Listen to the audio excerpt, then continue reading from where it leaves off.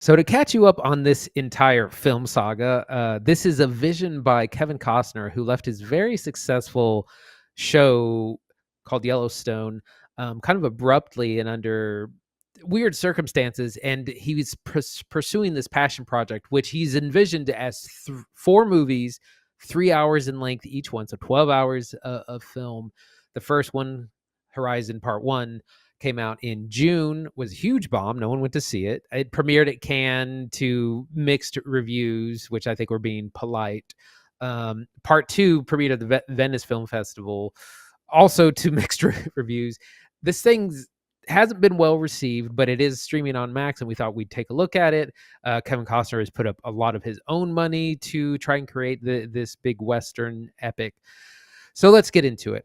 There's a lot going on. There's a lot of storylines. The 3 main ones are everything's surrounded by this settlement of Horizon, where people are going. They're trying to settle the Old West, build towns, villages, but they're doing it in the middle of Apache Indian territory. And they get raided a lot. The first initial settlers are instantly killed, like in the opening scene. Then the town is rebuilt with more people, and it gets raided again. So this is kind of a theme that happens. We have our military people that come out there and be like, "Why are you guys trying to settle this land? Like, you can't. Like, you just shouldn't." But they're the indomitable American spirit is gonna do it. There's a couple of other storylines. We finally get Kevin Costner's character as Hayes Ellison, who's a lone wolf and a horse trader who gets mixed up with a brothel girl named Marigold, who's got some bad actors chasing her. She's also in charge of a child. Jenna Malone's involved in it as well. I'm just trying to give real broad strokes because there's so much going on. Our third main storyline is Luke Wilson, who's part of a wagon train moving west through Wyoming. And all these storylines, I think, will eventually converge in the town of Horizon. We don't get there. We also have some perspectives of the Native Americans as well. It's filled with lots of tropes you recognize in movies and Western. You have love interests, you got gunfights, you got shootouts, you have wagons, horses, everything. You small towns, brothels, the works. So tons going on. Those are the broad strokes. Zach, let's get into it. What do you think? So there's this great line, this quote, this scene at the end of Steven Spielberg's The Fabelmans that I've been thinking about a lot since watching Horizon, and I'm excited to tell you. It's when David Lynch is playing John Ford at the end of the movie, and he's telling young Sammy Fabelman how to make a movie, and he gives this really simple line. He points to a couple paintings of Westerns in his office, and he says, "Look at this one over here. When the horizon's at the bottom, it's interesting." And then he points to another. He says, when the horizon's at the top of the frame, it's interesting. And he says, when the horizon's in the middle, it's boring as shit. Like, now that's my advice. Get out of my office. Like, that's what he says. In like Horizon's biggest cardinal sin is that the horizon's in the middle and it's boring. It's shot like TV and it's structured like TV. And they did takes like TV, and like it's so dull in the middle, and it's like, oh god, this is 3 hours. I made it like 6 or 7 minutes into the movie before I realized, like, oh no, it's gonna be this the whole time. It's gonna be 1 or 2 takes of a few actors with the camera pulled back in a medium shot, and then maybe a cut to a close up on occasion, and then next scene because we gotta film 3 hours this stuff, and it's like, oh god, oh no, they went too far. And I think it's an issue scale. I think Costner is trying to shoot what's supposed to be 12 hours of content, right, on a budget that's pretty large, by the way. And I'm a little surprised they couldn't get more visually interesting for how much money they're spending. And it's just too much. He hasn't directed in a while. It's too much, and the whole movie suffers, man. Like, I think it's too many storylines. I think it's too. It's just too chunky. So let's get into it, because it's not all bad. There is stuff that works. And I do actually think I will probably end up watching part 2. And I want to talk about why. If I can swing in here and talk about how awful it is, why would I still be interested in coming back for more? I want to talk about it. What did you think of Horizon?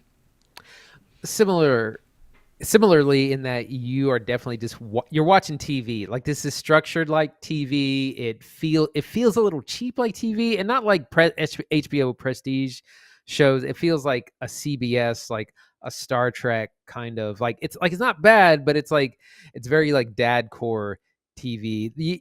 There are way too many characters. I don't know anyone's name. I know Kevin Costner's name. That's it. Hayes Ellison, who doesn't show up until the second hour of the movie, and Luke Wilson doesn't show up until the third hour of the movie. So it just shows you how much is in here. There's so many characters and there's so many plot lines and they don't really cross yet. It looks like they eventually will in the future, but they don't.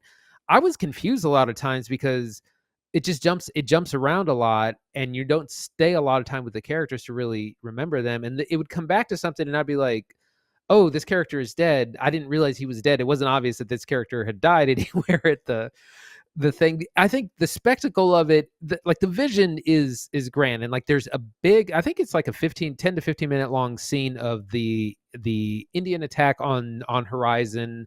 All the settlers like hold up inside of the town or inside a big building, and there's they're exchanging gunfire and they're setting stuff on fire. It's a big action sequence about a half hour in.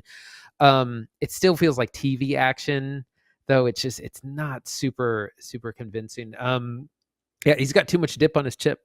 He's got too much dip. Yeah, right. It's all foam and no beer. You're right. Like there are moments, there are set pieces in Horizon that are exciting and good. You're right. Like the Indian raid on the town in like the first half hour, 45, like the first act, fundamentally solid. There's a duel and a chase in this movie. Solid. Like there's like a military encampment and then like a bunch of soldiers out there that are all working together. And there's this great speech from Danny Houston. Solid. Like that stuff works good. The 2.5 hours around those segments, chunky and slow. And dude, it is real hard not to get your phone out. And it feels like, one of the reasons we wanted to watch it on streaming is so we could watch it in parts explicitly, because we figured, hey, it's probably going to be slow. It's Costner's first directing film out in a while, or first time in the director's chair in a while. Like maybe it'd be something we could kind of piece out better. And I do think it's better served over there. While I do think like it's probably most visually distinct moments are in its landscapes, the landscapes just aren't shot that good. The director of photography, I went and looked, cinematographer J. Michael Murrow, has worked with Costner in the past on a bunch of features. He shot Dances with Wolves. He shot Field of Dreams. Costner directed Dances with Wolves. Like they specifically worked together. Since then, J. Michael Murrow has gone on to do a lot of TV. He primarily comes from work as a Steadicam op. My man's bread and butter is like a medium shot with a couple actors waist up, like chatting with the horizon in the middle, because he shoots TV and you shoot it and then you go to the next scene. You do a couple takes and you move on.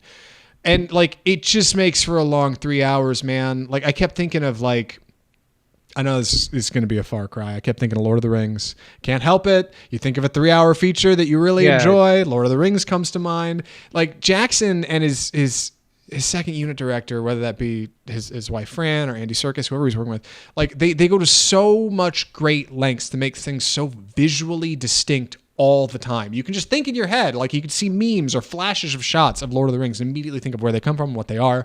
Like Horizon does not have that at all. I could show you just stills from Horizon and you probably couldn't even tell me like when it comes from in the film, or certainly anybody's name. What storyline is this from? Yeah, like and I think it's just too much, man. Like I think you should have pared it down.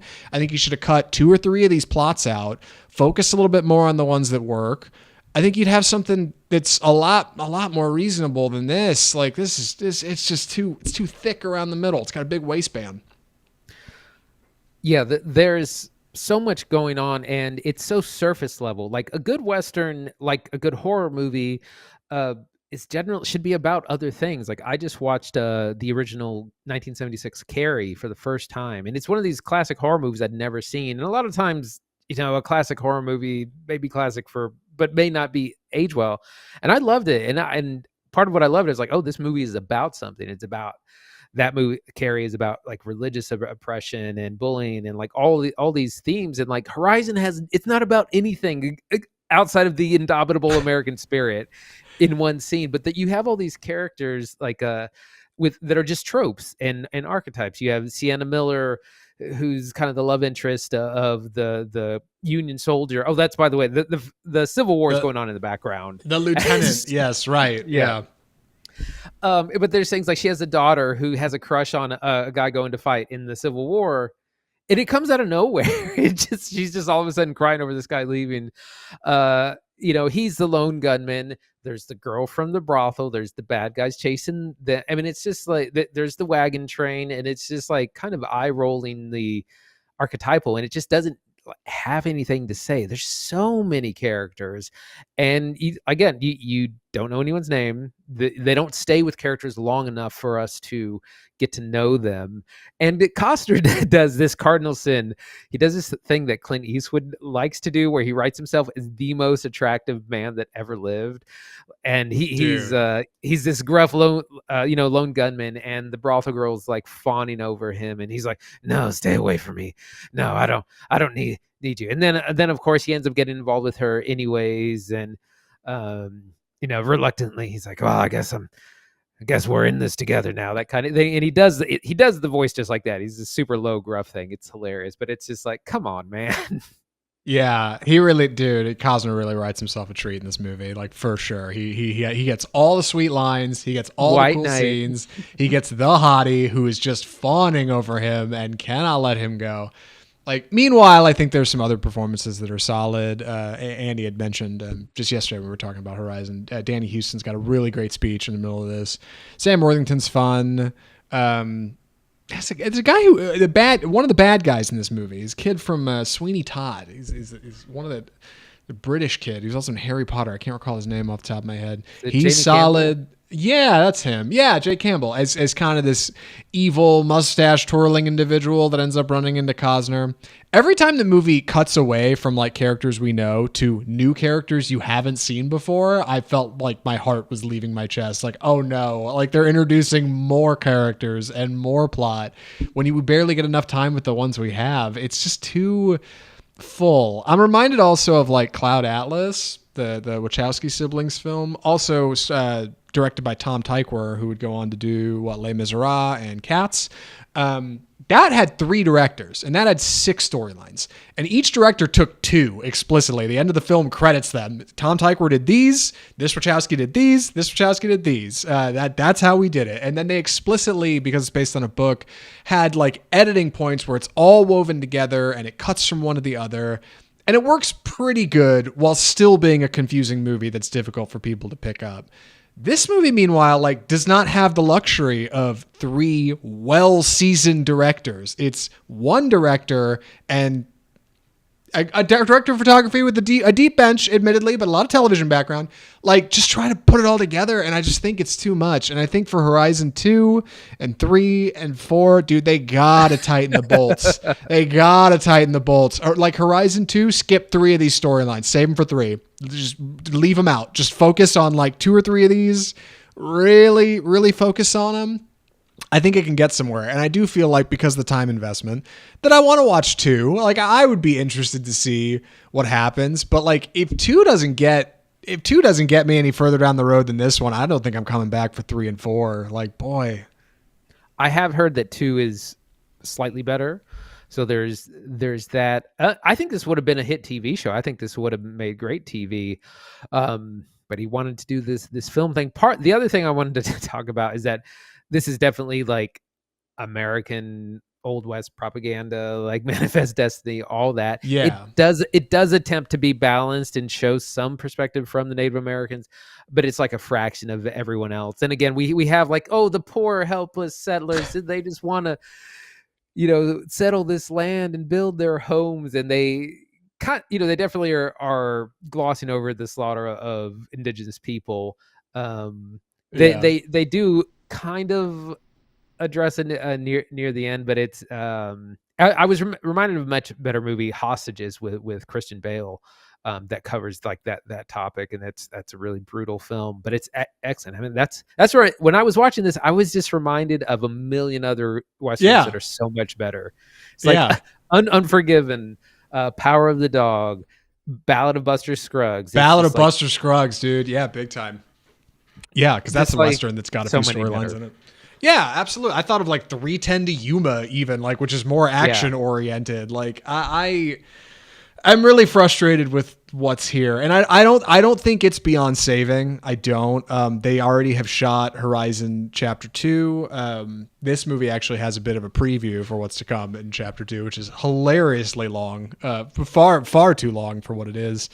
And yeah, I do think there's some stuff in there that looks good, especially now that you've got some characters roughly, or really like character silhouettes established even. Yeah, like I don't know any of these people's names. I tried. Andy had watched it before me and was like, try to remember some of the names. I was like, all right, yeah, sure. And sure enough, by the end of it next day, like they're all gone. I can't remember 24 different people. Like I don't, you know, you remember the archetypes, you remember the broad strokes. And for that stuff, it's good. I do think it's going somewhere, but I just don't know if it's going to get there. And also, yeah, one more mention, two more mentions. A, the soundtrack is fine and works best, I think, in the first third. The rest of it felt relatively forgettable. And B, it is like almost unnecessarily cruel towards indigenous people, in my opinion. There's a shot when there's during this like raid on this fine settlers camp of colonizers in the open, when there's like a small family in a tent and they're getting raided by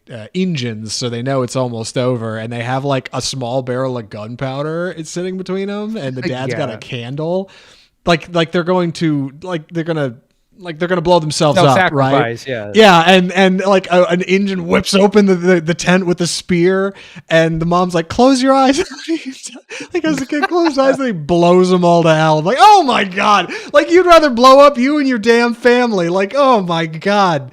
Yeah, and then there's like one scene of like a bunch of Native Americans like sitting in a camp talking about how awful it was. Like, just they got to turn the ship in two. This is not the direction forward. The ship is moving, but we got to turn it into straighter waters, I think, because this is.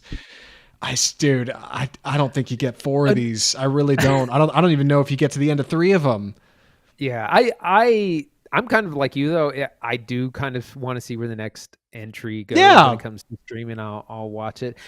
That said, the funny thing is that it doesn't really end. There's this like 5-minute montage at the end of things to come, which I was angry about because there's shots in the trailer for this movie that are not in this first movie at all. And then I saw the shots again in like the next like, in the trailer. montage.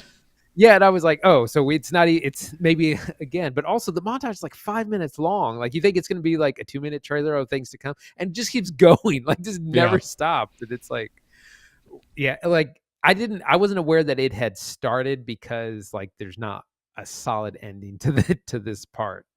Right. Like you just segue out of a shot of the desert to another shot of the desert, then it cuts to another and another, and before you know it, you're in a montage, and you're like, oh boy, like I'm into next time on Horizon. What's the course from here, Andy? Like, what do you? Second one goes to theaters, I guess. You think the third and fourth one will make it, or are those going to be streaming joints? I mean, 3 and 4 haven't been made yet, so those are really depending on the success of 1 and 2. I can see. If the second one comes out and it will probably bomb, I can see 3 and 4 maybe getting picked up by a streaming service. I bet Costner saves some face in a few years when they do like a Horizon director's cut or like Horizon redo or something, and they parse it out, re-edit it, tighten up some of this stuff, maybe give you a little bit more for each story in chunks instead of just kind of splitting and flitting from spot to spot. And more importantly, I know I've said it a dozen times on this show, but I'll say it again. They need to give it like the Hateful Eight treatment on Netflix. Make it a limited series, split it up into chunks, give it title credits and episodes, like make it 12 episodes somewhere. Think of the thumbnails, right? You could have Luke Wilson on one and Giovanni Ribisi on another and Sam Worthington on another. Like, boy, what a multifaceted cast for all the people here and for all the locations they're shooting on. Like, it just seems like a layup. It seems like on paper, this would be so much better than it is. And then you watch it and you realize, oh my God, it's boring. It's the worst thing you could do. You could be boring, you know, like that's, yeah, it doesn't really have anything to say. I struggled. I watched the first hour works as like an episode. Feels like an hour of TV. The second section is about 45 minutes. And then Luke Wilson gets in. And then that last hour and 15 minutes is all over the place because it's jumping between like 5 storylines. I really struggled with the last hour. Yes, it is critically unfocused. And it's like, it just seems obvious. Like it was too much to handle. He's not really sure where it's going. Like I don't have a lot of confidence in the direction, but in fear of us being boring, I should say, we should move on to our official final reviews on this. Andy, would you recommend Horizon: An American Saga Chapter 1? I think if you're a fan of westerns and you're a fan of Kevin Costner and kind of want to see what he's trying to do, I would say give it a chance. It's available on streaming. Definitely watch it in chunks. You can break it down into like 3 or 4 digestible chunks. I think the vision is exciting. It's just the execution that isn't great. Outside of that, I would say hard pass. Yeah, it's streaming only, I think, is where you're going to want to watch it. I would say for the next one that comes out, unless you're some kind of insane Western fan that saw the first one in theaters and can't wait to go ride for the next one, dude, just wait till it comes to streaming. Like, it's not... I don't know. Like, I wasn't particularly impressed by, like, lens choice. You're not getting, like, ultra wides of this, like, incredible American landscape. Like, it just feels like the locations are like an excuse for quick, fast production, because we got to shoot 12 hours of this series and we got to get going right now and we're on a budget and we got to make it happen. And it's like, oh boy. Yeah, watch it on streaming if you can. Watch it in chunks, I guess. If you're a Western fan, maybe you'll be into it. If not, like, pass. You can enjoy the results of reading about Horizon Chapter 2 and Chapter 3 and Chapter 4 as they come out with the rest of us. And of course, keep your own off script, because we might end up watching that episode 2. Might end up getting around to watching Chapter 2. We'll see. With that, we should move on to our next segment. Excited to talk about these. Some upcoming trailers, some things coming along soon. Andy, what do we call this segment? It's time for the trailer park.